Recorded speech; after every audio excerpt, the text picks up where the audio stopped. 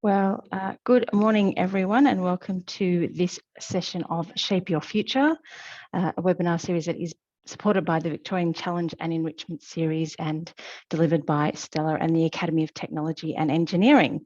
So as we gather for this meeting from different places around Australia, I'd like to acknowledge the custodians of the lands from which we are meeting. I'm on Ngunnawal and Ngambri land, and I pay respect to elders past and present and any Aboriginal or Indigenous and Torres Strait Islander people who join us online today. As we share and discuss our own knowledge and practices, we acknowledge the deep knowledge forever embedded in country. And today we're going to be learning about the career journey and the work of Dr. Maiken Ueland.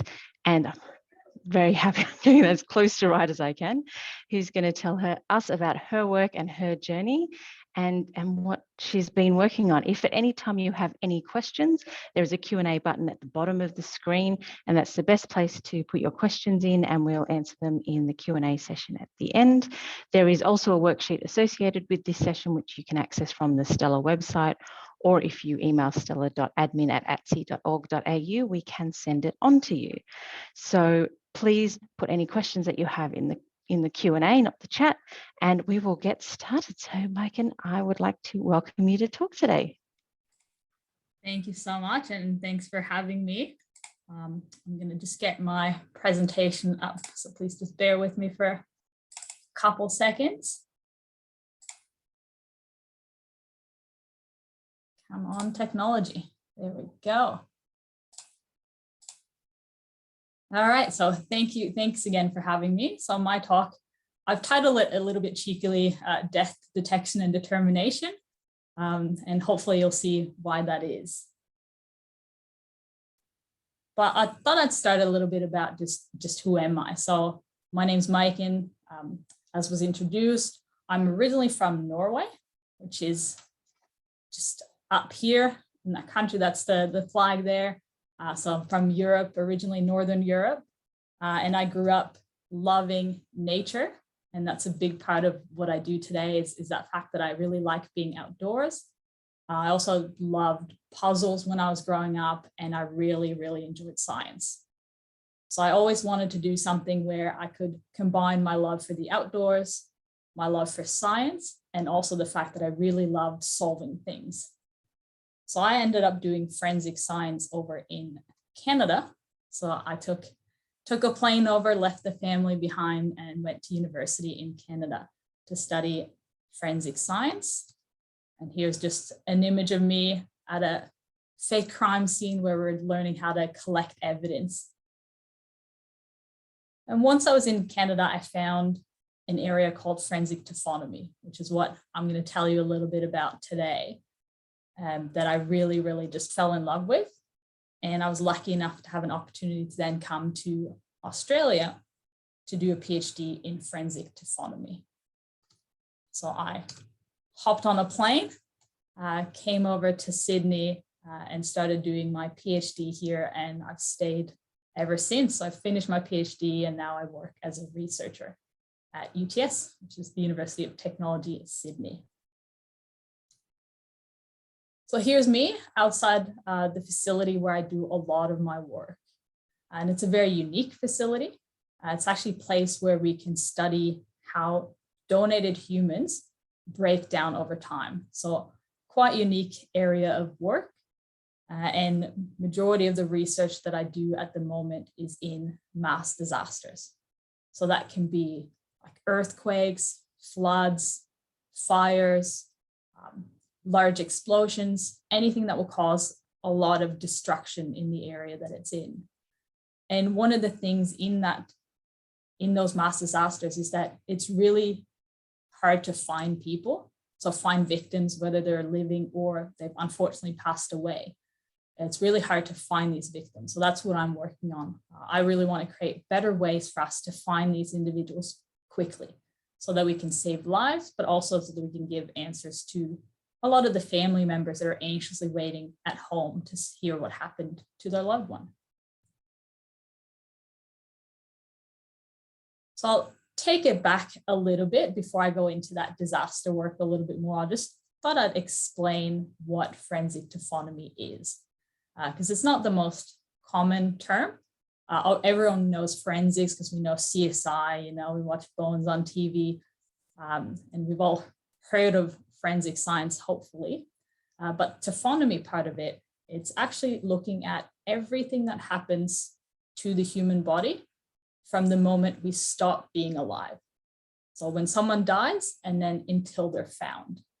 So it's that period of uncertainty where there's a lot of answers a lot of questions that we need answers for law enforcement. So a lot of the work that I do is trying to help police answer questions like finding missing persons, determining how long someone's been dead for, figuring out how someone died, and things like that. So that's forensic taphonomy. That's what we deal with in that area. And what we're doing is we're really trying to help victims in these scenarios. So we can have victims in a whole range of different areas or circumstances.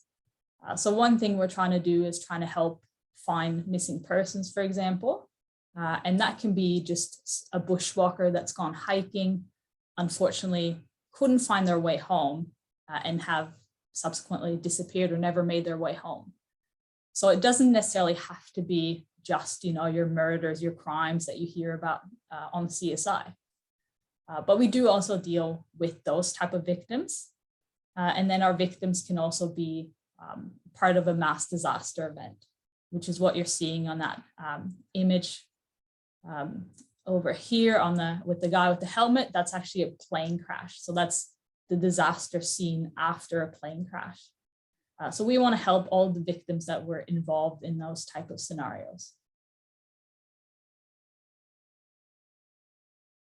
And the way we can do this is that we actually have that specialist place research facility where we can do this type of work, because it's quite unique to work on deceased individuals, especially with that type of research that we're able to do. But we here in Australia, we have a very unique facility. We call it the After facility. So I've put up the long whole title for you guys to look at, but what we call it is just the After facility because it is such a long name. But it's a very special facility where we can study what happens to an individual after they die. And some of the types of scenarios that we're looking at where we want to help answer those questions for police, it can be victims that are on the surface. So that can be your bushwalker that never made it home. They might be found somewhere on the surface. We can have individuals that have been buried, individuals that have been trapped under a building, for example. If there's been a massive building explosion, then we might have individuals that are trapped underneath. So it's our job to try and help them. Or we can have different types of disaster scenarios. And the way I do this, a lot of the work that I do on finding individuals is that I actually use the smell that everyone has. So every individual, even when you're alive, you have a smell about you.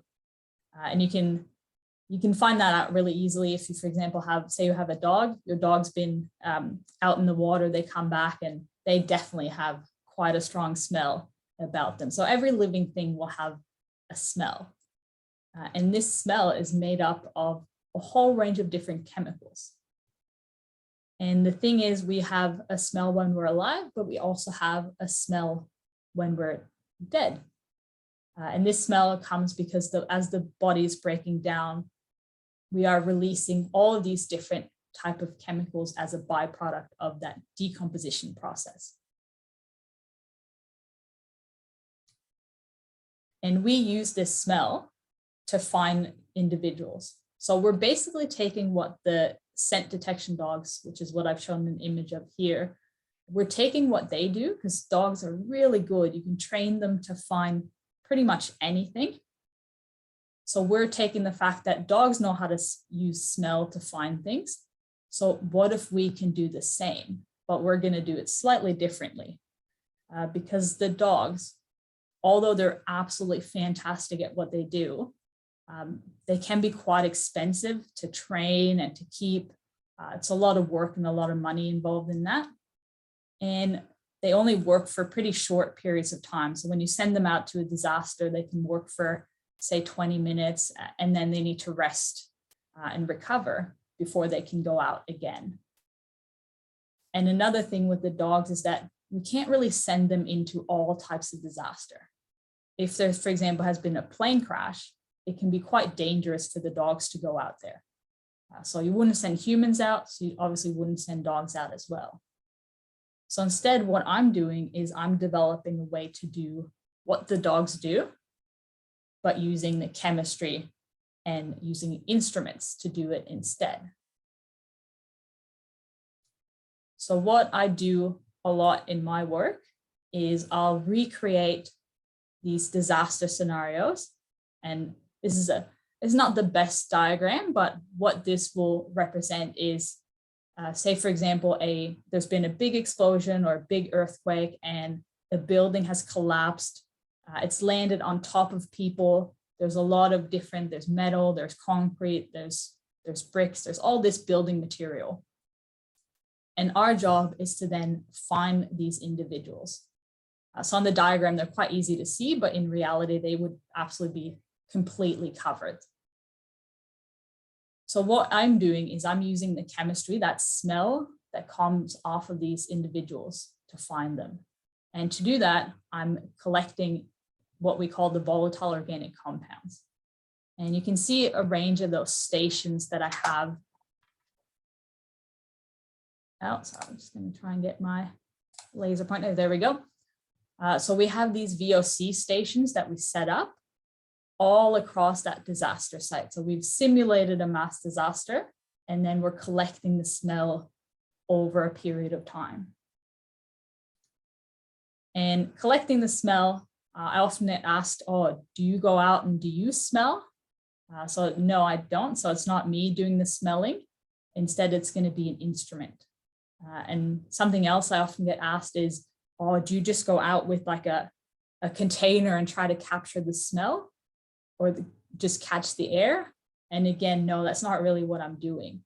What I'm doing is I have these stations that you see here, and inside we have this special tubes. And these tubes on the inside, there's actually a sticky material. And what happens is that as the smell is being produced, those compounds, like all those different chemicals, they will come, they'll go through the tube, and then they'll stick on the inside. So it's a really neat way of capturing the smell of things.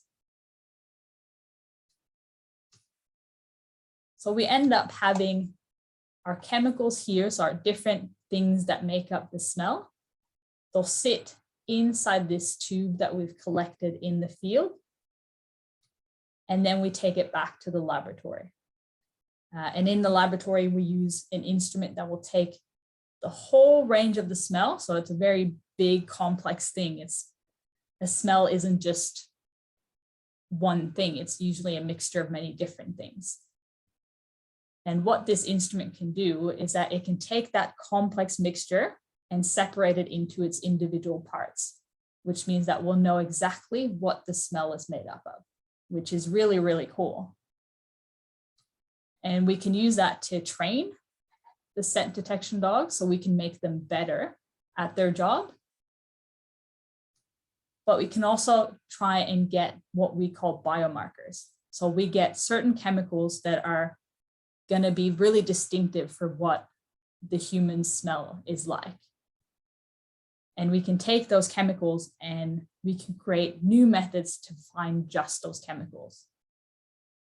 So it's a little bit complicated, but the big thing is that we take a very complex smell, we'll analyze it so that we can figure out what it's made up of. And then we use that information to our advantage. And at the moment when we're doing this, so we take our tubes out to the field work where we have our simulated disasters, and then we have to bring them back to the laboratory to analyze them. And that's very slow. It's also quite expensive And you need someone who knows how to use that specialist instrument that will separate the smell. So it's not the best way of doing things. And that's where I want to do better. And a lot of my work has focused on developing a method where we can take samples directly in the field. So I've developed an electronic nose, that's what we call it. It's basically a robot version of a dog, but it doesn't move like a dog, but what it does, it's a robot version of the nose of a dog. So the electronic nose can be out sniffing all the different smells, and it can tell us when we are getting close to a human or not. And that's really, really handy. It means we can get information in the field right away, so we can use it out in a disaster scene. We can go to a building explosion and we can use the electronic nose right there on the scene to find our missing people. And something else that we want to do in the future is put that electronic nose on a drone, because then rather than me going out and carrying this machine electronic nose, we can actually have it flying on the drone, which means that it can cover these large disaster areas really quickly, and we'll be able to find people much faster than what we currently do. And if we can find people faster, it actually means we can save lives, hopefully. And we can give answers to those family members that are sitting back at home just wondering what happened to my loved one, because we want to tell them as soon as possible. We want to let them know what's happened. So that's my research in a nutshell, and I'm happy to answer a lot more questions about what I'm doing. But I thought I'd talk a little bit about my journey and how I got to where I am. I know I mentioned a little bit in the beginning, but really for me, I had such a big love of science, and I've always loved the STEM subjects in school. I wasn't that great at all of them, but I really liked studying those STEM subjects. And then, as I said, I always loved solving problems, seeing how things fit together. And that's really taken me to all of these different exciting places, pretty much all around the world. And I still use most of my STEM subjects as a part of my research. So I use chemistry, I use biology, a little bit of physics here and there, and a whole lot of maths. So even though it may not seem like I do a lot of all of those different things, the STEM subjects are really important for the work that I'm doing. And I thought I'd also give a little bit of advice to everyone. When I was in high school, I never thought I'd end up where I am today and doing all that exciting research that I'm doing. So I have a few things that I want to share that's been really important for me. And one of the things has been to find something you really like. I was quite lucky. I knew pretty early on what I wanted to do. So I think I was about 15 when I went, okay, I want to do something where I can help police, but I want to use science to do it. And being from Norway, I didn't actually know what forensic science was. So I almost went to university to become a doctor because I thought you had to go to medical school and then go work with the police. Luckily, I had a friend when I was in high school, just about to apply for universities, and he said, "Oh, Maiken, I think what you want to do is called forensic science." And I went and I Googled it and spent days reading, and then I found universities that were doing forensic science degrees. I think it's also important to work hard. So if you find something you really like, you want to invest in it. It's not always easy. Sometimes you do have to do some subjects you don't necessarily love that much, but they will become important later on, and you'll be happy that you did them. So I was never really big on maths in high school, but I knew it was going to be important. So I kept learning, and I spent a lot of time making sure that I understood what I was doing. I also think it's important to take chances. So be a little bit brave. When I moved to Canada, it was terrifying. I left my family. I moved, what was it, a 6-hour plane ride away to go to a completely different country that speak a different language to me. But I'm really glad I did it. But it was scary, but I just knew I had to do it. So I had to be a little bit brave. Also be willing to change. So if you do end up into studying an area that you find later on that it's not really for you, then there's no reason why you shouldn't be able to change and try something different. Because I do think it's quite important that you do find something that you're passionate about, that you really care about. Also, I would suggest always having some hobbies. I've been playing soccer all my life, and it's really been so important for me to have that, to create friends and do something that's completely different from what I do in my working day life. So I think it's important to have something next to school that you can also do as a hobby. I've also put in never forget your why, and that's building on that passion. So I think it's important that you always think about why you're studying. Like, oh, if you have a bad day at school, you just think about, okay, but I know it's tough right now, but if I manage to get through it, I get through that subject, then I know it's going to help me for what I want to do in my future. And most importantly, have fun. A lot of the things in my career have been really spontaneous. I've just taken some chances. I've been given some opportunities, and I've just gone for it. And while doing it, I make sure that I always have fun. Because I think if you don't really have fun, then it's going to be pretty sad as you work throughout your career. And lastly, I just wanted to add a couple acknowledgements. I'll just show you a bit of a couple of my research team here. They do a lot of amazing work. And I'll end with some questions. Thank you. Thank you. That was really fabulous. Never knew that there was so many ways to. I thought, oh, to send the dogs into everything, which is probably not the best.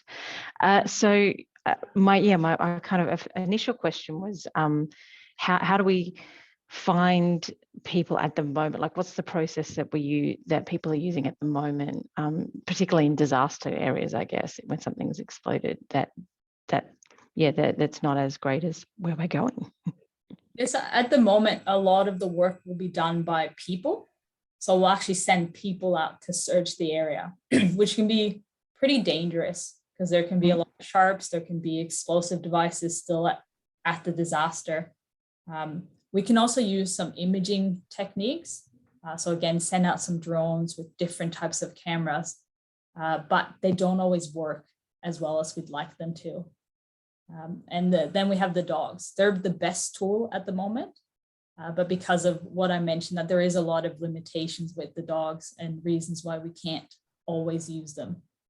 So that's why I wanted to develop an electronic version of the dog, essentially. So take the best thing from the dog, but also have something that can be used in all scenarios. Because if a dog gets damaged, that's really, really bad. Like, you don't want to hurt animals. But sending out just a robot, it's a lot easier, and they won't really get damaged in that same way. They won't get injured. Easier to fix too, probably. A lot easier to fix as well. So you're after a facility that you have where you kind of conduct your field work. I mean, fantastic. You've got a big space to do this field work.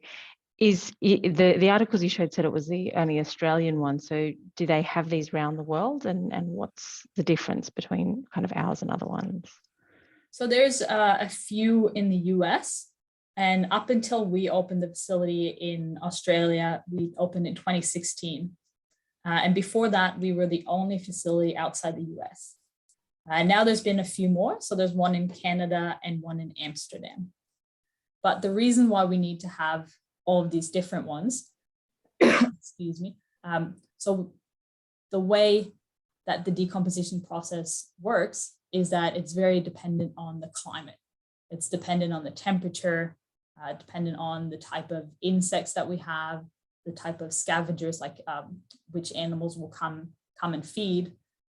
And that's very different between USA, for example, which has a lot of these facilities, or at least a few of them, and have had them for many years. But because the environment is so different, we can't just take the data from the US and use it for our cases here locally. So that's why we needed to open our own facility to see what happens in an Australian context when we have our types of bugs, our types of animals, and our very, very complex environment. Yeah, and I expect so.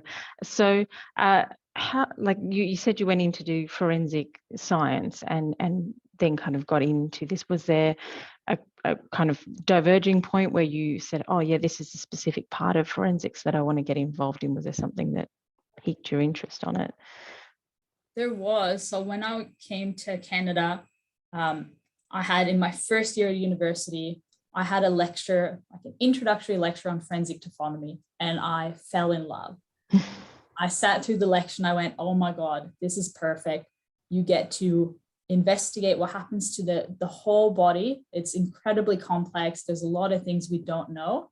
And I just love that challenge. I love when we don't understand something. I just want to go, okay, how can we figure it out? And also I get to do a lot of work outside. And another aspect, like I couldn't sit in a lab day in and day out processing that same type of samples. So for me, forensic taphonomy brings all of the things that I really love, which is helping police, helping the families, that science mystery where it's really complicated questions that we're trying to answer. And then the fact that I get to be outside a lot in my career. Sounds brilliant. And is it a big field? Because I have to admit I hadn't heard of it specifically before. Are there a lot of people around the world working on it, or is it kind of new-ish? There's a lot of people. It is a growing area. So I think it's getting a lot more attention now than what it was before. But forensic taphonomy has been around for quite some time. And we actually, depending on who you ask, forensic taphonomy also includes people that do forensic archaeology, for example, like the people that are looking at bones. So there's a lot of different disciplines that kind of sit inside forensic taphonomy. But taphonomy itself, it's growing and it's exploding this past decade, I'd say. Yeah, I think there was just one article I saw today about they using, once again, dogs to sniff out things like COVID or cancer or whatever, and they're going, oh, well, that must all be kind of, as you say, the organic compounds we all give off. We all have a smell. Yeah, we do. Whether we know it or not. So you've got a pretty kind of nice group of people you kind of showed us there at UTS. Do you have a lot of students coming in? Have you got a little bit of kind of all levels of I guess, career path spots in that group? Is it at UTS? Yes, we have. So my research group is, I have honor students, I have some research interns, I've master students and PhD students, and then even postdoc students. So a whole wide range, but also teach into the undergraduate degree. So we do a bit of forensic taphonomy as a part of our forensic program. That's brilliant. Because I think it's do you watch those programs like CS? I always love to ask forensic people, and you just look and go, that's not how it's done, or that piece of equipment doesn't even exist, or can you not watch them at all? It's not. I take them for what they are, which is pure entertainment. We all know that you can't solve a case in a neatly packaged 45-minute episode. My biggest problem with those type of shows is actually that it makes it more complicated for some of my work. And what I mean by that is I do a lot of work in time since death. So trying to figure out how long someone's been dead for. But people just go, wait, that's so simple. Why do you need to do that? Because they've seen these shows where, you know, the coroner comes in, looks at the victim, does a little, touches him or something like that, and then goes, oh, this person had a coffee at 3 p.m. 3 weeks ago and then passed away shortly after. And you go, wait, how did you do that? Whereas in reality, it's not that easy to determine how long someone's been dead for. It's actually really tricky. Yeah, I can imagine. So with your facility, people donate their bodies to it. I won't say are you popular, but have we got a lot of willing people who kind of say, yeah, I want to be part of science? Because normally you hear about people donating it for being, you know, part of learning about the body and things, but do people specifically say, hey, I want to be a part of this program? They do. So as a part of our program that we have, our body donation program, you have to specifically say, I want to come to the after facility and be part of this taphonomic research. Excuse me. So we do have people that say, yes, I want to come and be a donor at your facility. And we do get quite a lot of interest, actually. And I think that has to do with the fact that we go out a lot and explain what we can do with the facility and some of the amazing work that we've done and it's helped police solve their cases. So I think people are recognizing how important it is and what an immense contribution it is to science and to that field. Yeah, and just in saying that and talking about your work, do you get a lot of opportunities to talk about what you're doing either here or overseas to people about what you're trying to achieve? I do. I think a lot of people are interested just because it sounds pretty strange what I do. If someone hears that I work at a body farm, as they're called in media, I do get a lot of questions about what does that mean? What does your day look like? So there are a lot of people that are interested in hearing more. That's brilliant. So I'm going to rewind a little bit when you said, you know, I did science at school and I wasn't particularly great at any of them. I'd love to hear that. It's great. If there was something you could have said to your kind of high school self about that when you were sort of sitting there doing not very well, what would that be to kind of keep yourself encouraged to get here? For me, it would be just stick through it. Just work as hard as you can and try and understand and don't take for granted a lot of those subjects. Because I think some of the subjects that I had, I think biology in particular wasn't really my favorite. I liked chemistry, but I was a bit weak on the biology side because for me it was a lot of just memorizing. But I think a lot of what I learned in biology, I wish I'd remembered it a little bit better and spent had a bit more attention to what I was doing, what I was learning in that area. Yeah. So I think when it gets difficult, I think you just have to think of that bigger picture and go like, oh, I know this seems dreadful right now, but it's really going to help me going forward. Yeah. So was there something else? I know you said you kind of picked on forensic science quite early. Was there something else you might have been if you hadn't done that? I would have been a doctor, I think. I was between the two. And I actually applied to go to medical school for university and then realized what forensic science was and then decided last minute to change my applications around. So I think I would have gone into that medical profession because I always wanted to help people in some way.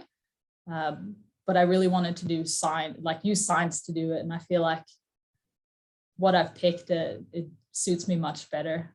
Yeah. It's so nice to know, yeah, this is my thing and I'm not doing it because it's ticking my boxes and instead of someone else's. So what was the attraction to come to UTS from Canada? What was the draw to bring you to Australia? So for me, it was a person. So I had my supervisor for my honors project in Canada. She got a job here in Australia and she asked me, do you have any plans? Are you trying to do a PhD? What do you want to do? And at that point, I wasn't quite sure.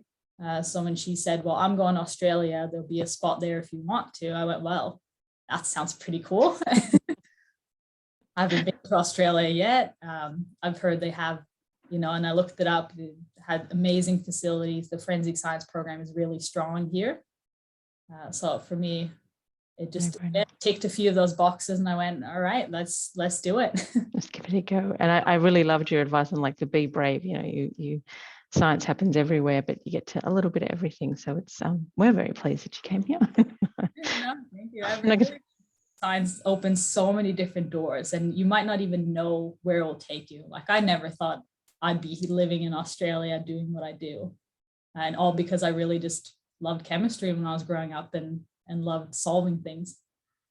Yeah, no. So what's the next step in the research? I know you're saying you want to get it onto drones and things like that, but what's kind of, if the guys who are watching our webinar today, what could they potentially be working on in the future with your area? So I think my area is really going to grow in the technology space. So developing all these different methods that we can use in criminal scenarios to get objective information. A lot of the work that we do relies on like looking at what the body looks like to try and determine how long it's been dead for. But what we want to do is use artificial intelligence, use that programming language, use computer science to get more objective information. And same in my area, like we want to put sensors on drones, send them out and have drones speak to each other, communicate, and then communicate back to us an individual that can map out the whole disaster area at once. So I think in my area, we're really growing in that use of technology and more complex computer science. Yeah. Computers are everywhere. They are. Computers are everywhere. So I think just the technology in general is going to impact us a lot more going forward, I think, than it already does. Of course it does. Well, I don't think we've had any other questions pop up, so we might call it there. And I've been, really pleased to hear about an area that I obviously didn't know very much about, and how we get there and how important it is actually in so many situations. So thank you so much for joining us on Shape Your Future. The Shape Your Future series is presented by the Victorian Challenge and Enrichment series and is presented by the STELR program at the Academy of Technology. We will send you a survey afterwards. Please give us any feedback, because we love to hear what we can improve and what you'd like to see in future. And don't forget the worksheets that we've made up about Maiken's work. So thank you all for joining us, and have a great afternoon.